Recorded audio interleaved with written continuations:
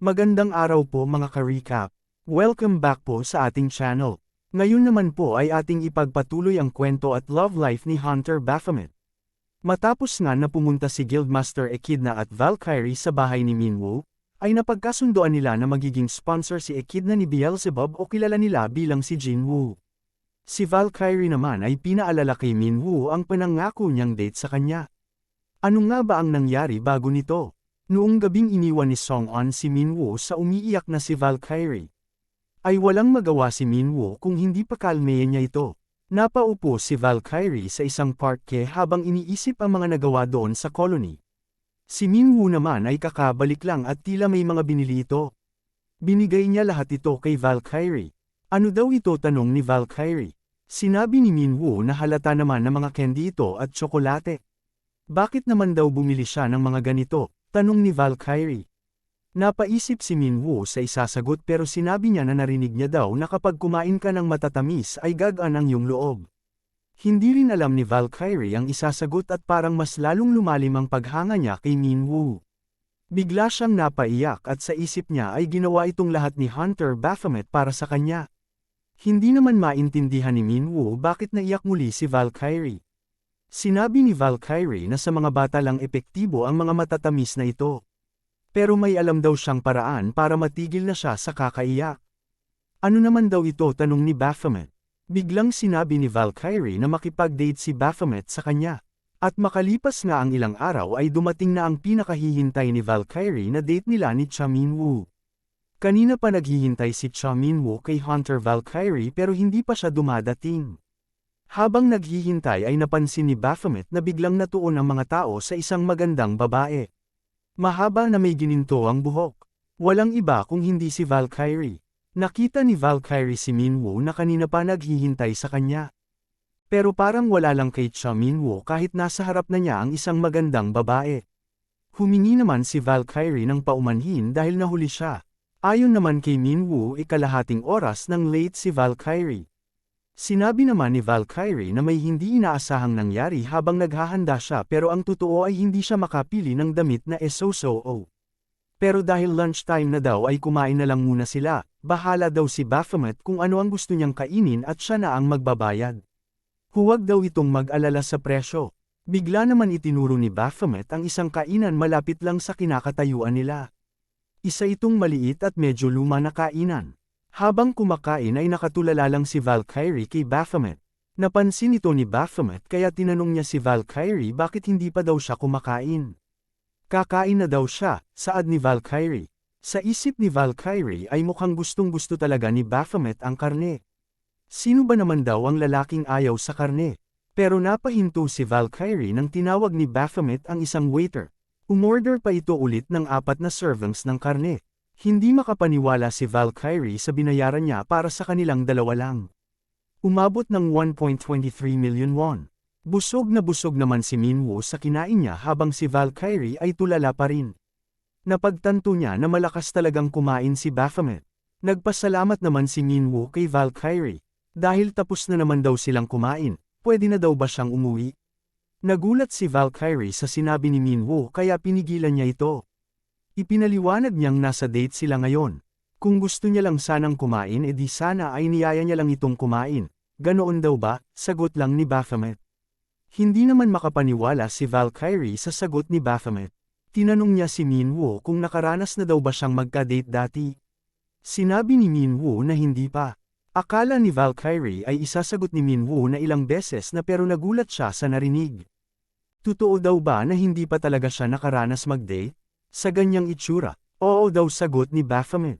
Ayaw pa rin maniwala ni Valkyrie na sa tindig ni Minwoo, ay hindi pa ito nakakapag-date kahit minsan. Tinanong niya ito kung nagka-girlfriend na daw ba siya? Hindi pa raw sagot ni Minwoo, bakit daw niya tinatanong? Gulat na gulat si Valkyrie sa revelasyon ni Baphomet. Tinanong siya ni Minwoo kung bakit ganyang siya makatingin na para bang isa siyang bihirang species.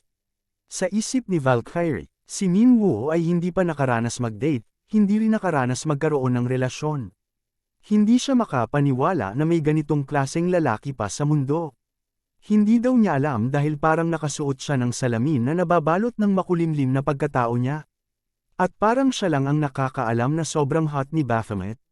Bigla namang kinilig si Valkyrie sa kanyang mga imahinasyon. Biglang na-excite si Valkyrie. Ibig sabihin daw nito, lahat ng gagawin nila ngayong araw ay magiging unang karanasan ni Baphomet. Malaki din ang pagkakataon na siya ang magiging unang girlfriend ni Baphomet. Patuloy na nalulunod si Valkyrie sa kanyang imahinasyon. Naiinis naman si Minwoo kakahintay sa kanya. Ano daw ang ginagawa niya? Pero biglang nagsalita si Valkyrie at sinabi ng pangalan niya. Siya daw si Lee Jury. Tawagin daw sana siya sa kanyang tunay na pangalan at hindi sa codename niya. Dahil nandito daw silang dalawa hindi bilang mga hunters kung hindi bilang isang babae at isang lalaki. Tinawag niya rin si Baphomet sa pangalan nito na Cha Minwoo. Nagpatuloy sa paglilibot ang dalawa. Nagpunta rin sila sa isang malaking aquarium. Enjoy naman si Valkyrie sa kanyang karanasan kasama si Minwoo. Kanya-kanyang nilang pinagmamasdan ang mga iba't ibang klaseng isda sa aquarium na ito. Hindi mapigilan ni Valkyrie na mapakita ang kanyang kasiyahan kay Minwoo. Sumunod naman ay pumunta sila sa isang shooting range. Seryosong-seryoso naman si Valkyrie sa paghawak ng laroang baril. Isa-isa niyang pinabagsak ang mga target ng walang mintis. Napangiti lang si Valkyrie at sinabihan si Minwoo na siya naman. Tinitingnan pa ni Minwoo ang baril kung paano niya ito gagamitin pero napangiti na lang siya at agad na pinagbabaril ang mga target. Walang mintis din ang bawat tira ni Minwoo at kitang-kita na nag-e-enjoy siya sa ginagawa. Binati naman ni Valkyrie si Minwoo pero para sa kanya ay wala lang ito. Pero sa kasamaang palad ay walang papremyo para sa mga hunter. Biglang nadismaya naman ang dalawa dahil nasayang ang kanilang pagsisikap. Pero dahil sumali pa rin sila ay bibigyan sila ng consolation prize. Dalawang cute na keychain. Itim ang nakuha ni Minwoo habang puti naman ang kay Valkyrie. Habang papalabas sa shooting range ay nakakita sila ng isang batang babae na umiiyak. Tinatawag at hinahanap niya ang kanyang nanay. Nakalipas ang ilang sandali ay tumahimik na ang bata pero nasa kanya na ang dalawang keychain. Kumakain na rin siya ng ice cream na binili ni Valkyrie at Minwoo sa kanya. Nagpaalam na ang bata nang makita na nila ang nanay niya. Sa isip naman ni Valkyrie ay paalam na sa kanilang couple keychains. Niyaya na ni Valkyrie si Minwoo na maghapunan at pumayag naman siya. Nag-uusap sila kung saan sila kakain at sinabi ni Valkyrie na kung pwede ay pumunta naman sila sa kanyang gustong kainan. Pumayag naman si Minwoo. Bigla namang may mga banyagang nakakita kay Valkyrie. Nilapitan siya ng mga ito para magtanong. Sa isip ni Baphomet ay mukhang mga banyaga ang kausap ni Valkyrie. Bigla namang humingi ng paumanhin si Valkyrie sa kanila. Dahil hindi daw siya marunong mag-English. Ibinahagi ni Valkyrie kay Minwoo na lumipat sila dito sa Korea noong bata pa siya. Pinakita niya rin ang litrato ng kanyang pamilya. Ang kanyang ama, ang kanyang stepmom, at ang kanyang half-sister. Mga magsasaka ngayon ang kanyang mga magulang sa probinsya at ang kapatid naman niya ay kasama niya ngayon sa bahay. Nagpakasal muli ang kanyang ama nang lumipat sila dito sa Korea. Namatay kasi ang kanyang ina matapos siyang ipanganak. Ang pangalan daw niya sa English ay Julia.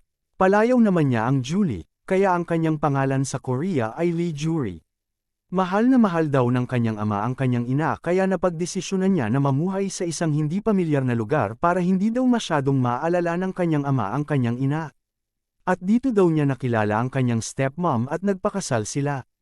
Matagal na niyang hiling na magkaroon ng ina at kapatid kaya masaya siya araw-araw. Masayang ikinwento ni Valkyrie ang kanyang mga paniniwala kay Minwoo at napansin naman ni Minwoo ang mga ngiti sa mukha ni Valkyrie. Bigla niyang sinabi at tinawag ang pangalang Jur. Sinabi niya na mas magandang tingnan daw kapag nakangiti siya kaysa umiiyak. Napatigil si Valkyrie sa sinabi ni Minwoo. Namula siya at tila nahihiya at hindi alam ang isasagot kay Minwoo. Bigla nang nagyaya si Minwoo na kumain dahil nagugutom na siya. Nasaan daw ang restaurant na gustong kainan ni Jur? Pero hindi nakasagot si Jur kaya tinanong siya ulit ni Minwoo. Bigla siyang lumingon at sinabi na gusto niya si Minwoo. Tinanong niya si Minwoo kung pwede daw ba siyang maging boyfriend niya. Pero dumaan ang katahimikan sa kanilang dalawa at walang kumibo. Tinawag ni Jur si Cha Minwoo kung tinanong kung naririnig daw ba siya nito. Bigla namang tinanong ni Minwoo si Jur kung ano ang pakiramdam ng may gusto sa isang tao. Tinanong naman ni Jur si Minwoo kung sa bundok daw ba siya nakatira o sa liblib na lugar. Sinasabi daw niya ang kanyang damdamin ngayon sa kanya pero ganito daw ang kanyang sagot ni Minwoo sa kanya. Pero sinagot pa rin siya ni Jura at sinabi na gusto daw niya ang isang tao kung naiisip niya ito kahit ayaw naman niyang isipin. Interesado ka sa kung anong ginagawa ng tao na yon. Hindi mo namamalayan na nakatitig ka na pala sa kanya. At palagi mo daw iniisip ang mga sinasabi at ginagawa ng taong gusto mo. Siyempre daw wala naman malinaw na eksplanasyon para sa ganitong pakiramdam. Ganito daw kakomplikado ang nararamdaman niya kay Minwoo. Natulala si Minwoo kaya tinanong siya ni Valkyrie kung bakit ganyang daw ang kanyang reaksyon. Hindi nakasagot si Minwoo. Makalipas ang ilang sandali, sa bahay naman ni Hunter Reaper, ay kakatapos niya lang maligo, bigla siyang nakatanggap ng tawag. Kinumusta siya nang tumawag sa kanya. Sinabi naman ni Reaper na akala niya ay hindi na siya ulit tatawag matapos niyang ibaba ang telepono noon. Kumusta naman daw ang kanyang trabaho sa colony? Pero nagulat si Reaper sa sinabi sa kanya nang tumatawag. Baka daw lasing lang siya dahil sa kanyang pinagsasabi. Pero sinabi ni Cha Minwoo na hindi siya lasing.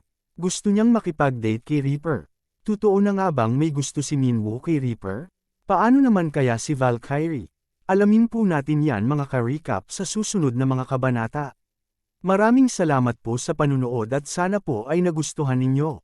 Please like our videos po and also subscribe to our channel. See you soon. Bye!